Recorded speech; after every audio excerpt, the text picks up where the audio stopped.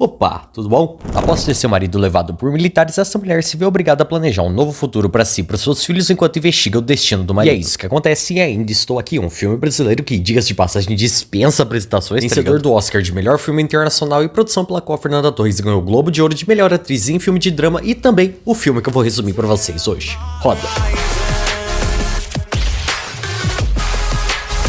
Somos introduzidos ao Rio de Janeiro da década de 70 durante a ditadura militar. Eunice está em uma praia com alguns de seus filhos, incluindo Eliana, que estava jogando vôlei, enquanto ela entrega um cachorro que estava atrapalhando o jogo a seu irmão, Marcelo. Esse logo se encanta com o animal e decide levá-lo para casa. Pergunta ao pai, Rubens, se poderia ficar com o cão. Algo que ele reluta de início, mas depois muda de ideia e batiza o cachorro pelo nome de Pimpão. Nome esse que também é apelido de Ricardo, o cara com quem a filha mais velha de Eunice, Vera, tá tendo um caso. À noite, Vera, Pimpão e alguns amigos chegam ao local que estava sendo feita uma blitz por policiais aliados ao regime militar, que agem de forma extremamente opressiva com eles enquanto comparam seus rostos com os de terroristas procurados. Enquanto isso, Eunice, Rubens e Eliana estão vendo um noticiário na TV, momento que Vera chega e começa a desabafar sobre a conduta dos policiais, quando Eunice avisa a filha que Rubens queria conversar. Vera, por sua vez, se dirige às escadas, mas é barrada por Marcelo, que comenta com a irmã sobre o cachorro e pergunta quando poderia dar uma volta no carro de Pimpão. Mas Rubens corta o filho e diz que não o deixaria fazer isso, chegando a chamar Pimpão de playboy. Algo que Vera até questiona, mas Rubens muda de assunto e diz como a filha deixava Eunice preocupada com as saidinhas dela, o que ela rebate perguntando se eles preferiam que ela se trancasse em casa o dia todo e saia. Momento que Eunice manda que todos vão dormir. Em seu quarto, Eunice comenta com Rubens sobre uma amiga que se ofereceu para levar Vera para Londres para ela fazer faculdade. A conversa acaba sendo interrompida quando Rubens recebe uma ligação de um colega de trabalho e desce para atendê-la, no momento que Marcelo acorda e pergunta ao pai com quem ele tava falando. Mas Rubens desvia e chama o filho para jogar pebolim. No dia seguinte, Vera tá arrumando suas malas para se mudar para Londres com a amiga de Eunice, quando ela é presenteada pela mãe com um pouco de dinheiro e pega emprestado dela um casaco que ela ganhou de Rubens quando eles se casaram. Mais tarde, Rubens está no trabalho e recebe um envelope de Vera contendo uma mensagem e uma fita. Essa que continha um vídeo gravado por ela da rua onde fica a casa da família Paiva. No dia seguinte, Eunice e Rubens estão vendo fotos antigas da família quando Zezé, a governanta da casa, chega e avisa que havia uns caras querendo falar com Rubens. Esses que chegam chamando de deputado e dizendo que foram buscar ele. Explicar que não é deputado nem nada, mas eles são irredutíveis e dizem que eles devem levar ele pra depor. Então ele só cede e sai dali pra se arrumar, no momento que os caras começam a andar pela casa olhando por todos os cantos. Nesse momento, Ana Lúcia e uma amiga chegam. A garota sobe pra falar com seu pai e pergunta onde ele ia vestido de terno, quando Rubens diz que apenas iria fazer um favor pra aqueles caras em seu escritório. Após Rubens entrar no carro dos caras e sair dali, um deles avisa pra Eunice que ficariam ali até Rubens voltar. Nesse momento, Marcelo acorda e pergunta pra mãe aonde seu pai havia ido. Eunice fica relutante em responder, então Zezé inventa uma história por ela, quando Marcelo nota um dos caras o encarando fixamente. O telefone começa a tocar e Eunice vai atendê-lo, quando é barrada por um dos caras dizendo que deveria inventar uma história caso perguntassem sobre Rubens no telefone. Exatamente o que acontece. Após a ligação, Eunice toca no fato de não terem se apresentado ainda, quando ele revela seu nome, Schneider. Um tempo depois, Eliana chega em casa pra pegar sua bola de vôlei, mas um dos caras barra ela dizendo que ninguém poderia sair dali até Rubens voltar. A noite cai e Marcelo tá jogando pebolim com um dos caras, quando Eunice desce as escadas, manda o filho ir pra cama e pergunta a Schneider se eles podiam dizer a ela quando Rubens voltaria, o que ele nega. Eunice se dirige ao andar de cima acompanada de Eliana. Nessa altura já sabia de tudo e tava preocupada pelo fato de eles estarem armados,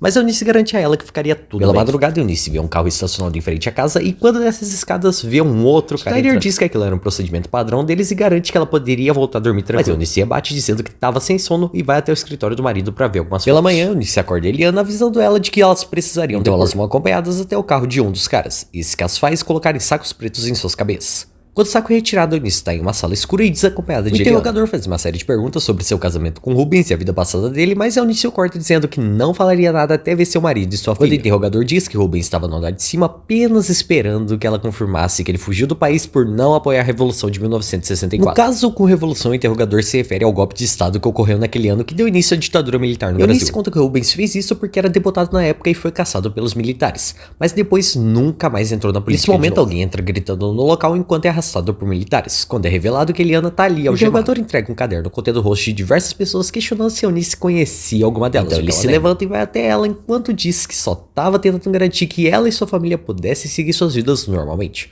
Quando ele começa a folhear o caderno, mostra que o rosto de Rubens estava nele e pede outra vez para que Eunice aponte quem daquelas pessoas ela conhecia. O que ela faz. Após o interrogador volta a fazer aquelas mesmas perguntas para Eunice, no caso sobre Rubens estar envolvido com terroristas. Ela garante que não sabe nada sobre, então o militar entra na sala, algema ela e começa a levá-la pelo corredor, quando ela se questiona sobre Eliana e as duas acabam se falando. Mas o militar encerra a conversa e continua andando com Eunice pelo corredor e a leva para uma cela, onde ela fica presa por mais 5 dias antes de ser liberada ainda sem notícias de Rubens. No dia seguinte, Eliana pede desculpas à mãe por não ter a esperado e conta que o interrogador fez inúmeras perguntas, mas disse apenas não sabia de nada. Eunice pergunta à filha se havia visto Rubens. Eliana nega e revela que os jornais estavam dizendo que Rubens havia dado fuga, algo que Lino, advogado da família, desmentiu quando ela foi visitá-lo após sair da prisão. Eunice então vai falar com Lino, que além de mostrar essa matéria, ela revela que os jornais haviam negado a prisão de Rubens antes desse algo que fez Eunice lembrar que viu o carro de Rubens enquanto saía da prisão e a motiva a ir até lá junto onde um militar os diz que Rubens foi transferido. Quando ele se afasta, Lino diz que aquilo era apenas uma fala padrão e que não chegaria em Rubens. Em contrapartida, revela que o documento que o militar os entregou já seria suficiente para entrar com habeas corpus. Eunice então vai falar com Marta, uma antiga professora de suas filhas, que acaba revelando a ela que Rubens foi preso junto com ela, mas que possuía medo de contar tudo aquilo para a polícia. Mas Eunice insiste, dizendo que Marta havia sido a última vez Rubens e que isso seria uma prova de que ele não fugiu da prisão. Isso acaba servindo para Marta reforçar ainda mais sua decisão de ficar. À noite ela vai falar com Baby, um amigo de Rubens, que revela para ela que ele, Rubens e outros dois amigos deles estavam secretamente ajudando os exilados. Intrigada, Eunice pergunta se Baby acredita que Rubens pode ser solto, o que ele responde positivamente, tentando animar a esposa. No dia seguinte, Eunice está mostrando algumas fotos antigas para seus filhos enquanto lê uma carta enviada por Vera quando ouvem um som de um carro freando enquanto um cão latia desesperadamente. Quando Eunice desce para ver o que era, se depara com um pimpão atropelado, o que se torna motivo de tristeza para a família Paiva e os motiva a fazer um enterro em homenagem ao animal. Momentos depois, Eliana confronta Eunice por não ter lido um trecho da carta onde Vera contava que estava sabendo da prisão delas pelos jornais e que cogitava voltar ao Brasil. Eunice tenta desviar, mas Eliana insiste o suficiente para que ela leve um tapa na cara. À noite, Eunice vê uma pessoa de capuz descendo de um carro e deixando um envelope debaixo de sua porta. Quando ela olha para fora, vê que era o carro de Marta. Quando lê a carta, Eunice descobre que Marta mudou de ideia e decidiu detalhar a prisão de Rubens para ela ir à polícia. Mas tudo vai por água abaixo logo no dia seguinte, quando Eunice está na praia e Félix, um jornalista e amigo da família Paiva, a chama para contar para ela que Rubens morreu e seu corpo estava desaparecido. Tentando segurar o choro, Eunice o questiona se ele tinha alguma ideia do que exatamente tinha acontecido. Félix apenas disse que já ouviu boatos que diziam que o exército costumava fazer de tudo para sumir com os corpos de quem eles matavam. Enquanto vai embora, Eliana pergunta para Félix sobre a sua conversa com Eunice e se ele possuía notícias de Rubens. Mas Félix mente dizendo que ainda não haviam achado Rubens, ao invés de dizer que ele estava morto. Já no dia seguinte, Eunice vai falar com o Baby para agradecer ele por ter vendido a sua casa sem precisar de papelada. Ele até questiona por estar fazendo isso sob o argumento de que o terreno era muito valioso, mas Eunice apenas continua com a decisão. Em seguida, Baby aproveita para prestar suas condolências pela morte de Rubens. Enquanto isso, Vera tá no aeroporto tendo sua mala revistada. Após ser liberada, ela vai até sua mãe e irmãos para reencontrá-los. Quando Vera nota que Eliana e Ana Lúcia não estavam por lá. Eunice conta que elas haviam ficado em casa para receber pessoas da revista Manchete que foram lá para tirar uma foto da família para a próxima edição. Por sinal, se você viveu a época dessa revista, deixa aí nos comentários e conta pra gente como que é. No filme, Vera se desculpa com Eunice por ter deixado seu casaco em Londres por insistência da amiga da mãe.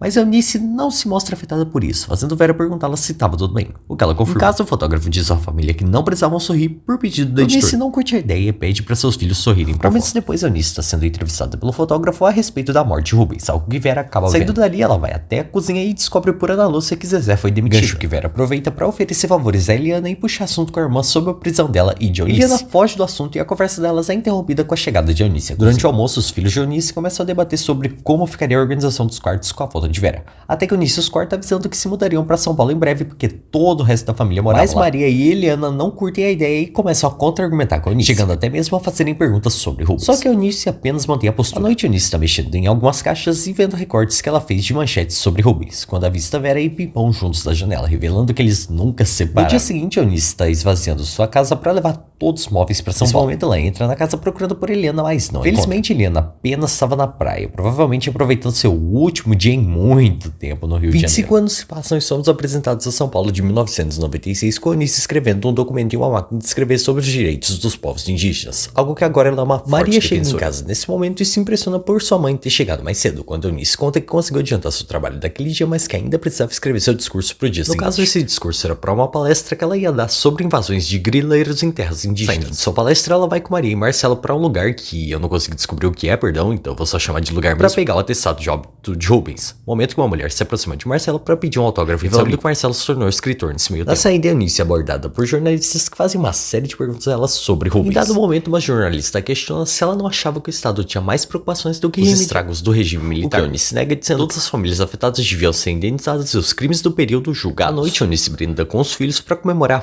finalmente a obtenção do atestado de de óbito de Rubens, no momento que Maria abre uma caixa antiga contendo fotos da família Paiva. Começa a reviver memórias da época das fotos junto com Marcelo. 18 anos passam e somos apresentados a Eunice em um almoço de família com seus filhos. Terminada a refeição, Eunice senta em frente à TV em um momento que está sendo exibida uma reportagem sobre pessoas que foram mortas pelo regime militar. Essa que acaba citando Rubens. Após a família Paiva toda se reunir para uma foto em conjunto. Finalizando assim, Ainda Estou Aqui. O filme que é até então o único brasileiro a ganhar o Oscar, e que é baseado em um livro que conta uma história real. A história contada nesse filme realmente aconteceu, inclusive a Eunice Paiva é tida como símbolo da luta contra a ditadura militar no Brasil, e ela é mãe do escritor do livro, Marcelo Rubens Paiva, que também é um dos personagens do filme. De qualquer forma, esse aqui foi só o primeiro vídeo do canal Sussão em Casa, um canal que eu vou trazer vídeos resumindo novelas, séries e filmes que eu gosto, foco dos brasileiros e latino-americanos, mas trazendo produções de outros países fora dessa área eventualmente. Enfim, é isso. Jesus ama vocês. Muito obrigado pela sua visualização até o final. Um abraço, até a próxima e tchau.